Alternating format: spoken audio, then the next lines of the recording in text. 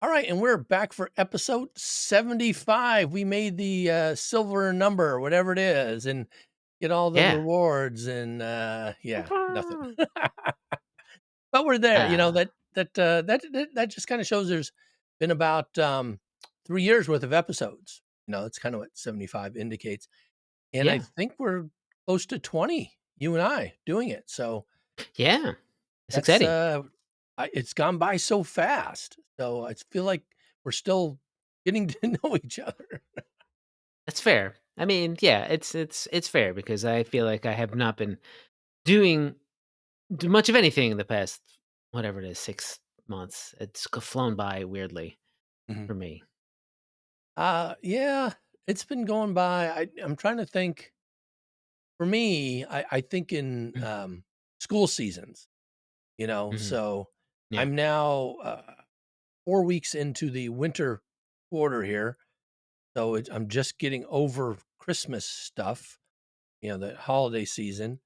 And then before that, I had a busy fall season. Then I had the whole summer season off. So it's like Right, now yeah. I'm just getting over the past. I'm looking forward to the next summer already. So Sure, that's kind yeah. of how my stuff's going. Um, but no, things are interesting now. How are things with you? Sure are. I tend to think, I guess, more on, like, freelance assignment chunks are Yeah. started to over the past few years, and I haven't had one of those in all this Oh, time, really. Well, maybe more like 4 months or something like that, so I haven't really yeah. had anything to focus myself Hmm, in a hmm. lot of ways. Well, I've been really focused. I mentioned before I got a Oh, yeah. freelance assignment in December, and my the milestone is due a week from Monday, so the 30th. So we're recording on Mhm. Sunday. And I was just thinking before we're coming up here, I'm done with I'm done with the entire thing. I mean, I have all Great. the word count. I have a custom map already written up.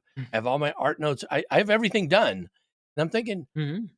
I think I'm going to turn it in tomorrow. I'm going to turn it in Just send a it then. week before the milestone because otherwise I'm just going to like fiddle with it a little bit, in Yeah. the next week, but not make any major changes. And I'd much rather get feedback on the whole thing and say, hey, this is what I want you to do rather than, I mean, I can keep trying to make little tweaks, but whatever feedback I'm going to get, I'm still going to get it.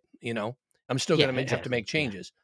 So that's kind of what I'm thinking about. But I was really excited about this thing. It just went so fast. In fact, I spent most of this weekend cutting word count. Oh, I was yeah. about 2,000 words over. And so I was Mhm. consolidating and doing some things. I had a play test of it, so incorporating the feedback in that to do Good. things. And then I also spent all of Friday formatting it, so putting it in all the proper Sure. formatting. So I'm Mhm. trying to make it as finished of a product as I can ahead of time for the milestone, so that I can get feedback on how I can do it better. Basically, so trying Yeah, my it's best great. what I know, but it's been really exciting for me, and I'm like, man, this one's kind of petering to an end because even with feedback, it's not going to take much to write it. Yeah. I'm ready for another one. I'm ready Alright. for I more. mean, that's So the way it works a lot of yeah, times. You just kinda, yeah, like, get the next one and get the next one, and you get yourself on a roll, but then when you give yourself a break or peter out or focus on something else and don't seek out those assignments, you can find that you're like, "Oh, no, I don't know what I'm doing with right. myself," and just sort of, like, putter around for a while. But Hmm. also that's fine. It's good to have that self-care moments where you're Yeah. taking a break. Well, I had a big break over over the holidays. I had off Mhm. from basically mid Thanksgiving, mid November until the first week of December, and so that's one reason why I could crank out a whole Yeah. bunch. And then now, at the start of my term, it's pretty light, so it's easy to finish it. Mhm. So I'm just like I'm revved up, ready to go for more at this point. And Go so I'm for it. thinking, I'll do my usual thing where I'll email developers and say, "Hey, I just finished up this cool thing, and I'm ready for more." I kind of do that every 3 months or so. Mhm. And then I'm also thinking if I don't get anything, I might start something for Infinite, Starfinder Infinite. Great, yeah. So yeah, I have an idea, um, but I'm not sure, and it'll take some time. So that's something. Sure. But also, one of the things that's kind of giving me pause, and I actually want to Mhm. change direction here on what we're going to talk about today. Originally, we were going to talk about cool planets and how to develop them, but we've had a lot of discussion about a new OGL coming out in light of what's Right. been happening Yeah. with Wizards of the Coast. So it's ORC, which is, what does ORC stand for? I believe it is just the open, Role role-playing playing. creative license, something like that. Yeah. I actually think it's open role playing game creative license, but they just kind of ignore the G or something. Yeah, Something, yeah, fair enough. but that's where it's coming from, right? So it's, Yeah. ORC, and obviously to have a cool acronym that's kind of related to role playing games and stuff. And so there's a lot of noise going around about the OGL, and I'm actually not going to. I don't want to get into that part of it, what Wizards is doing and how bad it is, because there's a lot being talked Mhm. about already. Sure, yeah, But you I'm, can find any number of YouTube videos or podcasts or whatever. Go ahead oh and yeah, and in seek that fact, out, but yeah, Roll for Combat posted a pretty recent compilation from somebody else talking about a lot of that. What I actually want to get into is kind of the implications of ORC, the new OGL that Paizo is offering to spearhead with their lawyers, um, and kind of put together and then give it to a not for profit entity that's going to manage it over Mhm. time, similar to other ones that we see in the software industry. There's some 1,500 plus organizations from large to small that have agreed to be on board with ORC, and that's no small thing. I mean, there's some that have very different type of systems than what Paizo's using, that are agreeing to come under this new OGL. And I guess what I'm wondering is, first of all, what implications there might be for Starfinder with Paizo, Yeah. and then overall for all these game systems, how connected they may be over time. Sure. I mean, look, I've been following this, not, like, super close, but it's, has nothing to do with me professionally at the moment, but it is Right. about the industry, and so, I've been keeping a little bit abreast of it, and, um, but I'm not I wouldn't consider myself an expert. I don't wanna speak for Sure. John here, he can say whatever he wants about but, just to sort of start that with a sort of grain of salt. Hmm. We can talk about this and what I kind of understand what the orc and all that are about, Sure. but, you out there, listeners, if anything I say is completely wrong, that's probably why. Yeah, yeah, Mm. yeah. I mean, neither of us are um, intellectual property experts. Yeah, We're more people that use systems put in place by folks that are experts. And sure. I guess I'm the 2 points I wanna look at. One is, how does something like that gets developed and what that might look like? And the other part is the implications it'll have for the games that we are currently playing that will have to Okay. shift from the OGL, 1.0A to ORC. Um, Now you were on board, at with Paizo at the tail end of the development of Starfinder, or were you there the whole time?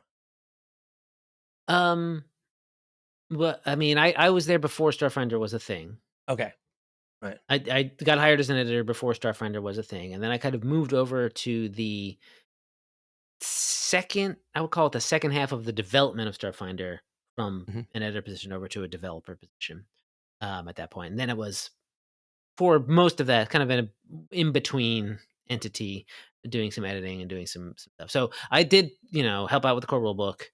A lot of the systems were kind of in place at that point, mainly because they were essentially, 3.5 slash Pathfinder systems Right, to begin with, right. just sort of tweaked here and there to fit the genre and things Mhm. that, some math changes and whatnot. So new classes were made and all that. I sort of came in on the tail end of that, but I did work on several of the chapters, and every book, kind of like every of the core books that kind of came after that. I worked on the Alien Archive, I worked on the Pack Worlds, first couple adventure paths, basically. either writing for it or doing development work. Mhm. And you were there while 2nd edition was being developed as well, correct? Yeah, of course, yeah, that was Yeah, is happening it concurrently, basically, right, essentially, right, but it that's didn't my really. understanding is yeah. Yeah. It didn't really ramp up until Starfinder was pretty much sort of down back to myself and Owen Casey Stevens and Rob McCreary and Amanda, at the Mhm, time, and, sort of given to him and Sutter. Sutter was there still, James Sutter. So, sort of given over to us, and we sort of took it from there, and I think they went back to the I wouldn't say that the drawing board or anything, but it was just sort of whatever they were working on, they sort of focused back on that, of course. right, Still, of course, making some, I think, Ultimate Wilderness kind of came out around that same time. Bestiary 6, I think, even mhm, came out around that time. And those were sort of being worked on by the design team and others, kind of, mhm. simultaneously with, the foundation of what would become second edition Pathfinder. Now, the reason why I ask these 2 questions is that the systems themselves are distinctly different, and you kind of alluded to this already, that Starfinder's very much kind of based on the framework of 3.5 and 1st edition. Hmm. 2nd edition is kind of a different animal. It uses different game mechanics and It's a things like that. It's kind of an evolution, I would say, Right. more than it is kind of a completely different animal. There's leaps and you can see thoughts about Pathfinder Second Edition in Starfinder. Mhm. Um, for instance, the one that springs to mind immediately is Starfinder's magic missile spell, which Right. says if you don't move, you get an extra missile, which is kind of like how magic missile works in Second Edition, where you can take a different number of Right. actions to cast a different number of sort of more and more missiles as you magic them up. So it's clear that the design team, which still was still at the time the same group that essentially or listed on the cover of Pathfinder Second Edition, Mark Seifter, Logan Bonner, Stephen McRadney Farland, and of course Jason Bullman, um, were had some stuff in mind, right? They had some Mhm. thoughts in mind about how Second Edition might eventually work, and they were Starfinder kind of is a testing ground a little bit, a little bit of Oh, sort right. of, but to the point where I think it's, makes Starfinder slightly.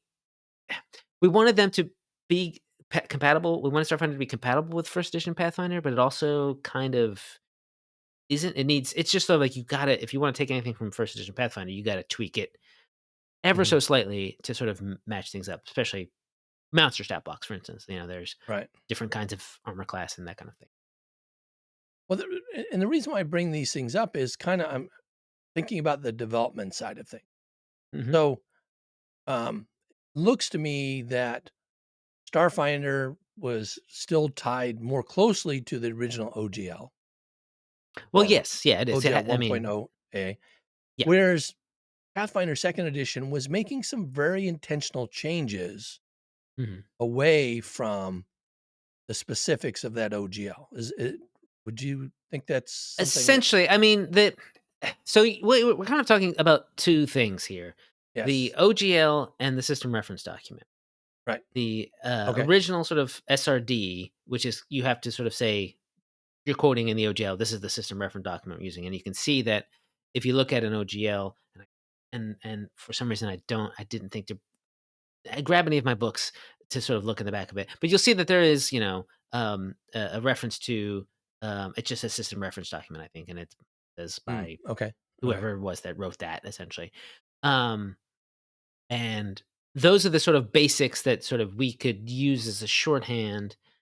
Even though we were writing all of the rules, like Starfinder, you Mhm. don't need to look at anything else to play Starfinder except the core rule book, right? You Right. don't need to go to any other things. Whereas, like, a supplement for 3.5 or Pathfinder, since it's does say system reference document, but it also refers to the core rule book of Mhm. say Mhm. Pathfinder First Edition, which you would need to play. Take a ultimate campaign and use it. You can't just take ultimate campaign and run a game with it, right? It Right. doesn't have the Right. the core system in it. Um, so yes, those are sort of, from what I understand, sort of like the putting the sort of system reference document notation in the OGL is sort of just the covering your bases sort of stuff because it is uh, uh, we're not you don't need the stuff, but which when we're talking about reflex willpower, fortitude saving throws, those are sort of the same thing. They have been from 3.5 on, 3 on, third edition on. So, it's because that skeleton, that sort of those bones of it are there. I think that's why it was used, and it just sort of makes it convenient for if you made it convenient for Paizo to just be like, this is what we're doing. It's sort of related. We have our bases covered legally. Mhm, mhm. Now, and the reason why I bring this up is kinda in reference to how work on ORC Mhm. is probably what it might look like and how it might be different from the development done on Starfinder and 2nd edition. So, Jason Bowman posted a couple days ago on Facebook how he's very excited. It's like the first time he said in 7 years he's kind of worked on something new like this. Mhm. And so to me, that timing was, oh, he's referring back to Starfinder in 2nd edition as the last times he developed a new system. Somebody asked Eric Mona, does this mean that we might see a Starfinder 2.0? And he didn't answer that directly, but just kind No. of cryptically said, oh, yeah, we're always looking to make changes to things. So, taken together, I'm guessing Paizo folks are, and I haven't talked to anybody there directly about this, um, that they are actively working on revising Pathfinder 2nd edition. I don't know if it'll be 3rd edition then, and Starfinder so that they will work under ORC. And you alluded to an SRD. Right. Does that mean they will have to move completely away from that and create all that from scratch as well? Not 100%. So, what I'm sure Paizo's people, the lawyers and other people who know more about this kind of would need to do, and I think it doesn't actually need to be that much because from what I understand about intellectual property stuff is that like, um, I mean, you'll hear this all over the internet. All of this is you can't copyright game mechanics. Right. No one owns rolling a d20 and adding a number to it. It's how the expression of that mechanic is presented, and so if you copy the text of whatever is in Dungeons& and Dragons 5th edition, or Pathfinder 1st edition, and copy that sort of word for word and put it in your own game, and then but, you know, call it something else, or just sort of like, for a different system, you might be in some gray area there. Right. So what I assume everyone's doing over there is looking at all of the stuff that exists, uh, Pathfinder 2nd edition, Starfinder, and determining how much of that is actually copy was is basically sort of would fall under an OGL because I've heard this a lot too. It's like you kind of don't necessarily need that kind of stuff if you're just sort of saying, you know, roll d20 and add a number to it. Um, you don't need to have a license. You put the license as I think was it Eric or Jason might have said that, or maybe even Jim Butler might have said like the OGL was put into Pathfinder 2nd edition so that other people could make Right. Pathfinder 2nd edition stuff. So it just sort of Right. makes it essentially like a Creative Commons, but just with the proviso. Yeah, you can't say Galarian, you can't say Aridin, stuff like that. And I've actually heard that that's now because that was the only reason why it's in, it's actually gonna be taken out in future Right. printings now. So, They're going to whatever going forward, they're just not gonna have a license there, and then when they reprint stuff, they'll put the ORC license in there. right. And from what I understand, what the ORC license is meant to be is sort of a basic generic framework that it's gonna be remain to see whether or not how different this is from an actual Creative Commons license, um, Mhm. and how much you could just are they gonna have to spend the time to rewrite it, basically rewrite a Creative Commons license, or just eventually say, well, the orc is actually just this, and then say, as long as all you need to do is put this bit of legal boilerplate, b attach sort of a section that says this uses our particular system reference document or whatever they end up calling it, that refers to the non technically non copyrightable, but our expression of the rules as such as that you are building upon, and Mhm. then you're good to go. So anyone can then sort of fill in that B part with whatever system they've got. If it's whatever sort of um, Green Ronin's Fantasy Age stuff. It's like here's our Fantasy Age SRD. Blah blah. Here's whatever Cobalt Press ends up coming up with their system. This is the Mhm. basic reference document for it. Link. I don't know if it's gonna have to be like linked to it or just sort of stated somewhere, and so you'd have to end up finding it. But um, all of that's just going to be plug and play from how I understand the way everyone wants orc to be, so it's open. Right. Anyone can take anything and kind of like, as long as you're agreeing to this sort of thing, you can take any old system that has it, build upon the thing, and then put it into yourself and say, oh, this is my system. This is the system reference document that I use. It's the, Global Press Black Flag system plus my core rulebook for the Spice fantasy version of Black Flag. And then anyone else who wants to write adventures for that has to put both of those things on that, and you just kind of build upon it and be like, this is what thing, and these are the mechanics. And then there was always a thing that was quite interesting, OGL wise, having been coming through the editing process, just sort of look through it and figuring out what was what. There were things that we would put in the OGL that were not made by Paizo. Some of the early days. If there were ever, we could use something from, I think Tome of Horrors is Cobalt Press. This is sort of like one of those Tome of Horrors books. We would literally, Hmm. you could use a stat block from Tome of Horrors revised, whatever it was for Pathfinder, and put it in an adventure as long as you cited it in the OGL in the back.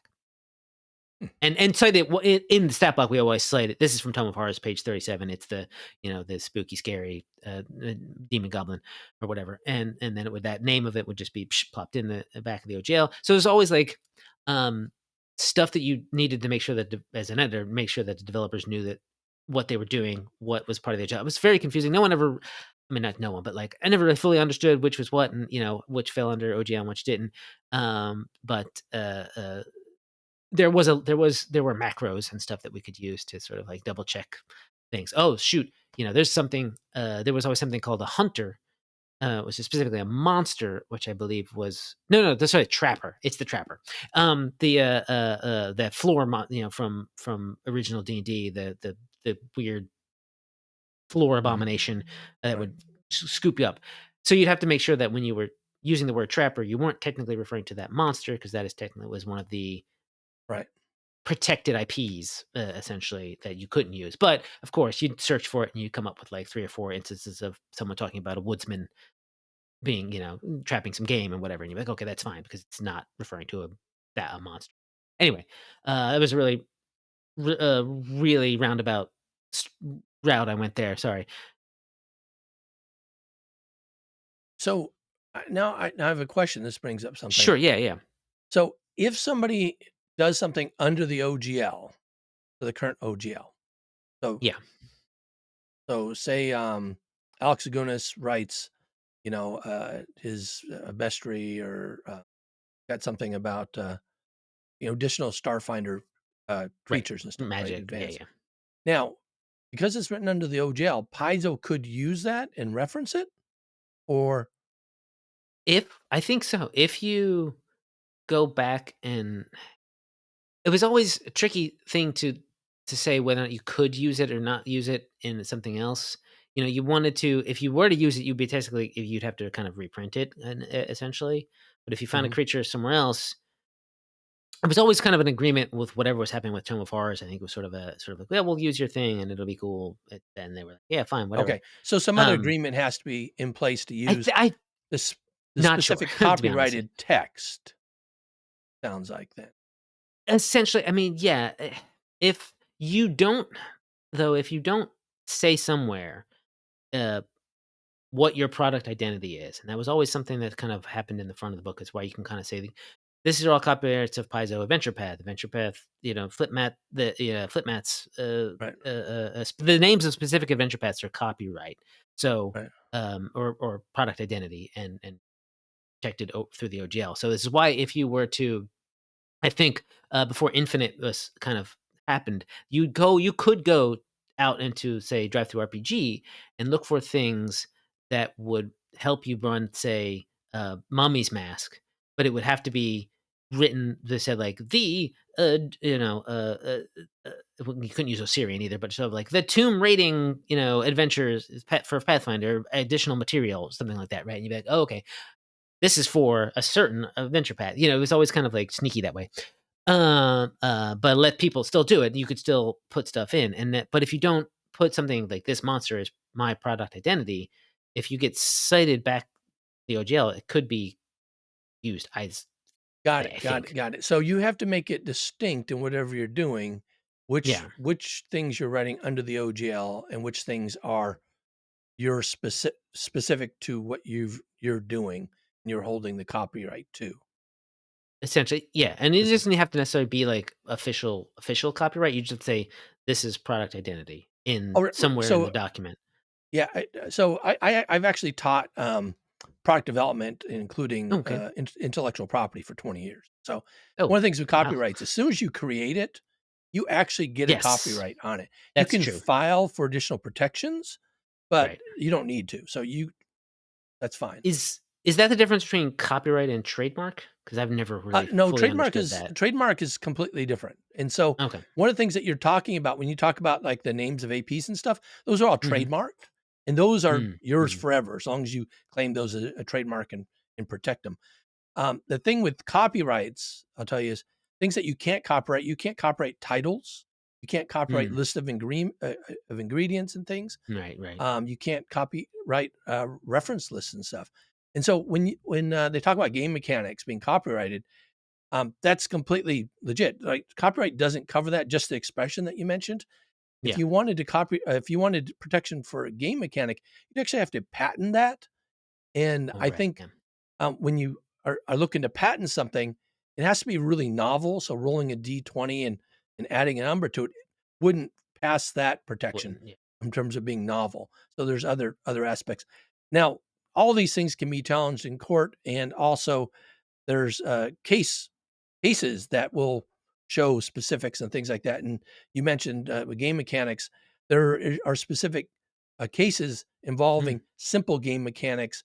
Rolling a die and moving a piece, certain numbers, spaces. Right, yeah.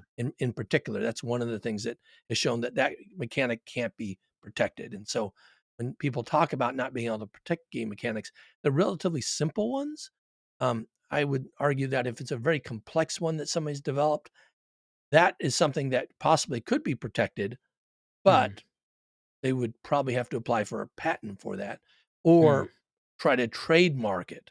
Yeah. And so those are different issues than the copyright, which is what the OGL actually gives.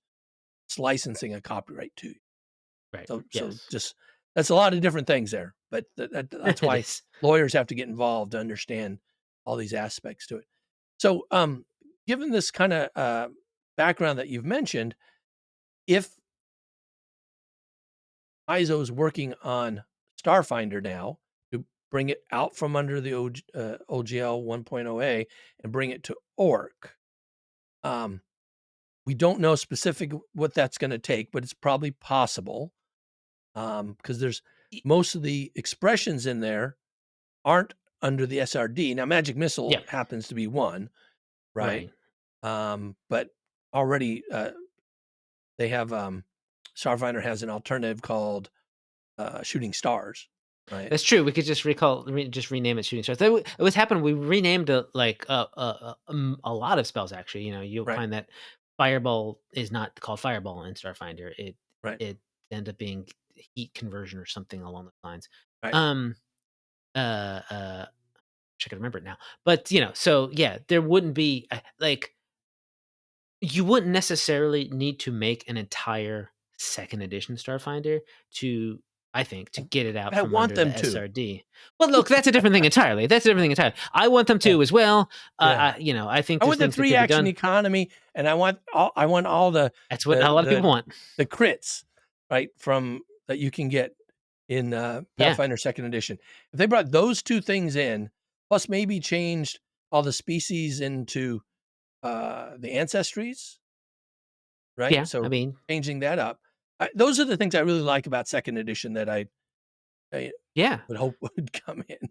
Anyway, Yeah, I mean, but they don't have to. Yeah, yeah, whatever it ends up being. There's always like uh, pros and cons to every sort of way to make Starfinder Second Edition that right, I know that I was in discussions about for right. a long time. Um, and so so yeah, but if we wanted to sort of get it out from the SRD, I don't I don't know how much we would need to actually change. You could just put a different license in the back of the book, right? Essentially, and Maybe reprint some the thing. errata where all the Oh words yeah, are. yeah. Change some errata. Well, I mean, you just sort of like, Yeah, yeah, okay. Well, this is a magic missile, it's a shooting star. We move it, yeah, wherever it is, alphabetical, fix it here and there, and then be yeah. like, fine. Because I don't think strength, dexterity, constitution, intelligence, wisdom, charisma is necessarily protected Right. under like, well, it's not product identity, right? Mhm. Base tech bonus, I don't think would be product identity.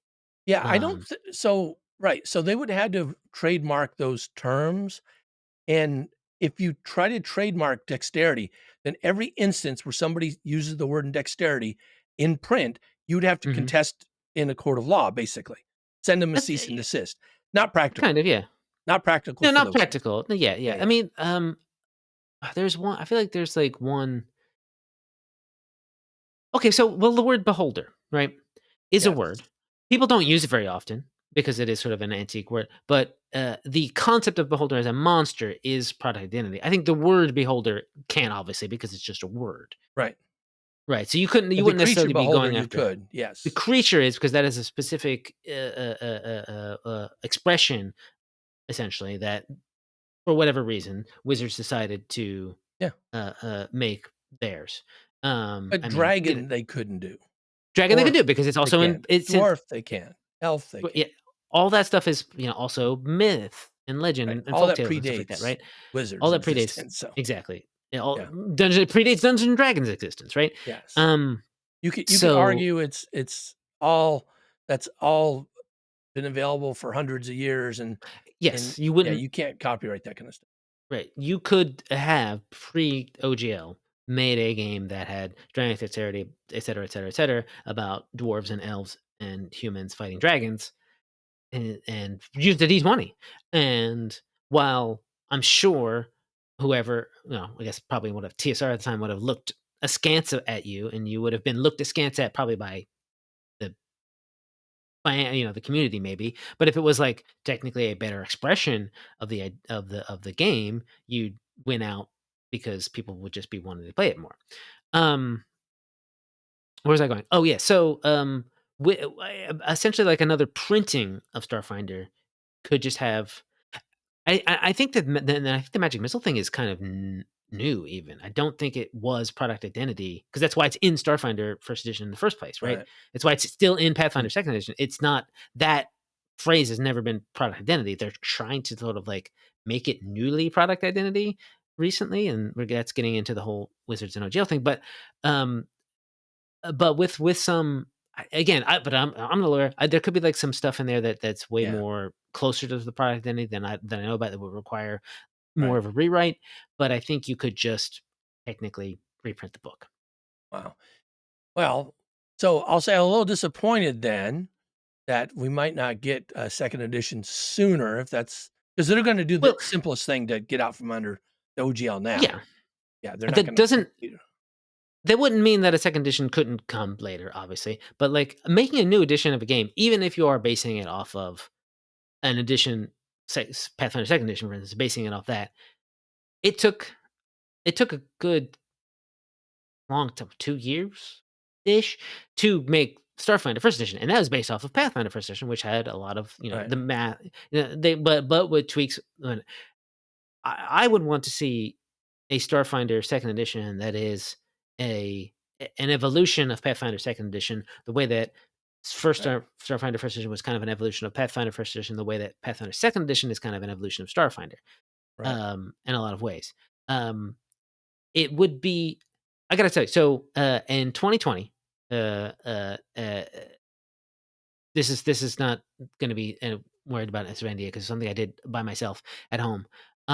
I started thinking about the ideas of 'cause 2nd edition sort of had been out for, like, a couple months, and I had, played some of the playtest earlier, so I kinda had a lot of ideas. And I started thinking about the idea of what would a Starfinder 2nd edition look like if it were hewed fairly close to Pathfinder 2nd edition, and started a project of my own at home to do kind of in between step, to make a game. Because the thing about, fantasy and science fiction is, like, there's, like, a weird gap, and you've gotta do other things. So what I sort of started making was this kind of, uh, post-apocalyptic game, but I wanted to look at, like, well, that's gotta have vehicle combat, and that would sort of maybe be reflective of starship combat and all this other stuff, and then there you be more guns than it would be, say, in Pathfinder 2nd edition, because that is more about swords and stuff, but you'd have to have melee weapons too, because you've played plenty of Yeah. Starfinder characters that are Yeah. melee focused. It doesn't have to be all about guns. And made a couple classes and did some stuff like that. And it is um, feasible to do that. And then it required a lot more work, and I actually did a couple playtests of it, and it works to do that. But it like what I did was, I mean, I was really focused for like a for a difference. I was really focused for a while about this, and wrote up. It was like, oh, I'll just make this a 10 level class, but I'm only going to write up the first level because I'm just sort of playtesting as I go. So there's tons of more work that could be done with this system that I have. But again, it's still gonna take time, it'd still take a bunch of time. Whether or not you're porting it over or just something like that, it probably will do right now.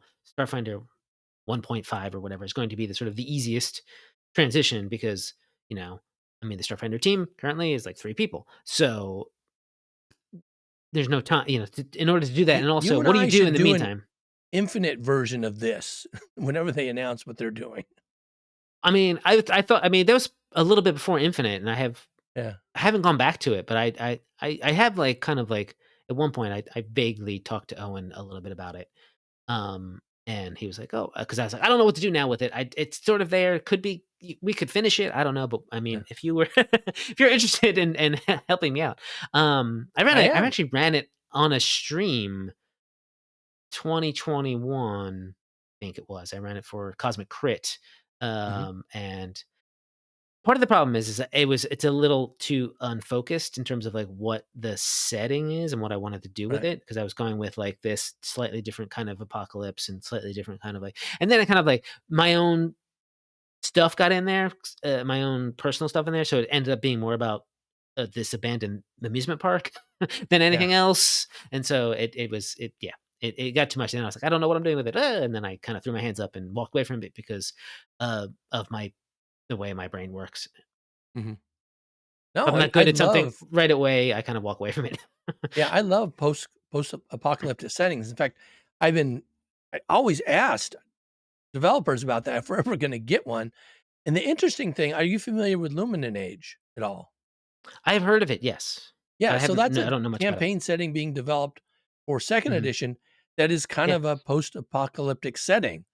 Mm. Um, yeah, so it's designed for 2nd edition folks where you've had Right. this really advanced, kind of society and civilization develop and then kind of fall back down.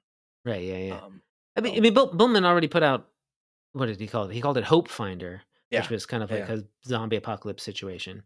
yeah, yeah. Anyway, uh, sounds cool.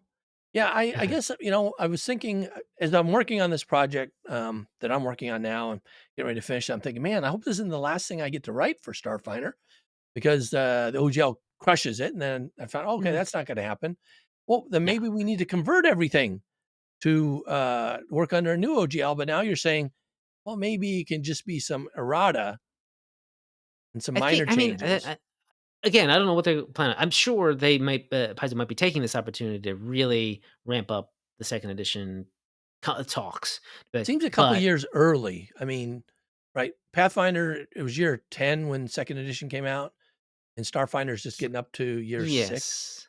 Yes, but to be honest, Pathfinder First Edition was real creaky by the 10th year, and I Yeah, bet you ask anybody there would have liked to have done it about 2, 3 years earlier anyway. right. Um, and, to be frank, I think Starfinder inherited a lot of that creakiness, and Mhm. so it came into the scene already actually weirdly, like, older than it technically Right. was, Yeah, the and math is a little wonky at certain levels and things. yeah, I mean, Yeah, you look at certain certain design documents, and it's like, well, this technically at a first level, a weapon should do negative damage. I'm like, okay, yeah, well, that math is weird. yeah, yeah. Well, that would be neat. That would be neat if we saw coming out from this. I was just thinking for Paizo's part, if I had renewed interest in non Wizards of the Coast products, Mhm, and I was introducing stuff that came under ORC, that I mhm. would want to launch a new product line, a new edition for Starfinder, just because just to build on all that, get people to buy all those new things, you know? Yeah, yeah. I think that the license has got to be come first anyway, and that Oh is going yeah, to have to come has to, and that's going to quick. be months to do. Yeah, it's going to take months to do, but it also needs to happen quickly. Whereas a new edition of a game cannot happen that quickly. Right, right, And so the fact of the matter is, like, the Orc license is gonna come out, and there's not gonna necessarily be anything. There'll be like a new, probably, this didn't, it won't coincide with the Pathfinder second edition book per se, because right, I think this is gonna come out, and then like Treasure Vault comes out in like June or something like that, and that has been sent to the printer and right, has the OGL in the back of it. So like it's gonna take time, and then so Orc will be around a little bit for the people who are creating new stuff, right. and like, for instance, well, I mean, I don't know if Cobalt Pret's Black Flag thing is going to be existing with the same time, but they're gonna be able to introduce it, because I don't Yeah, know if they. It does kind of feel like they had something in their back pocket, honestly, it does. because Yeah, the way they were talking about it, I was like, "No, well, this come play test it in February." I'm like, "Play tested already?" You say, okay, what is that all about?" Um, and whether or not, sort of like, I know that Green Ronin's Fantasy Age Second Edition actually comes out next month as well, mhm, and they'll probably, don't think any of their age stuff was published under OGL, but I know their Mutants and Mastermind stuff has the OGL in the back of the book. right, And that is, yeah, obviously one of those things that's completely different than like, I think it might have the strength, intelligence, whatever, all of, but right, like that game works differently than, at mhm, least the newer editions of it work differently than D&D and Pathfinder. Obviously that's just, it's, you're rolling a 20, adding a number to it, but like the way things, right, it's again a different expression. Because that's kind of essentially like a point buy system. It's a class, it's classless and all right. that. Um, so we're gonna say, I think, by necessity, because to sort of, we can't get away from not talk we can't get away from talking about Wizards of the Coast about this, because this is Reddit, but like, it does seem like OGL 1.08 is going to be deauthorized. I think that's what they want. That's their goal and all of it. Right. So that they can do whatever they're doing. So we everyone else needed to be prepared for this, and that's why that orc stuff has to happen kind of quickly. Well, my thinking on this, and this is purely selfish on my part, is Sure. I'm finally becoming an established freelancer, and now if people are doing all kinds of new stuff because Mm, of Orc, I can be on the ground level of a lot of things, like the I new Mutants and know. Masterminds, the new Starfinder, the new whatever. So I'm getting pretty stoked. I heard when the orc license stuff was announced, I got very excited. Mhm. I personally, and I haven't like done much, I said, done much in the way of freelance. Although I did turn over something to that what might eventually go to Infinite like in December. So I was like, oh, is this going to even happen? Okay, it doesn't. Um, but I got excited about the idea of like, oh, maybe this, maybe that. It's just sort of the Right. idea. I've been thinking. I'll say it here instead of putting it out on Discord. But like, if there's anybody out there who wants some like design help on something that's completely new, hit me up. I kind of, I want to be on the ground floor of something, Yeah, yeah. or I make something myself, then put myself on the ground floor. Like, that's another way to do it. No, it's a scary time for people, but I think it's an exciting time too once we get through this initial period here. This is like akin a bit to like space travel, right? It's terrifying out there because it's space, and space wants to kill you. But if you're among the first people out there, you know, you you you get to be part of something that is a sea change to the industry, which is exciting and tiring, and it's just straight up exhausting. I'm excited about the fact this is happening. I don't know how much more I can read about it, but you know, it's part of my not really part of my job, but it's part of my industry, and I got to keep abreast of it. All right. Well, this was great. We Yeah, deviated from our normal program a bit. yeah. We'll try to get back to that next episode. More fun Starfinder weirdness next week, next time. All right. I'm John. And I'm Jason, and this has been Digital Divination.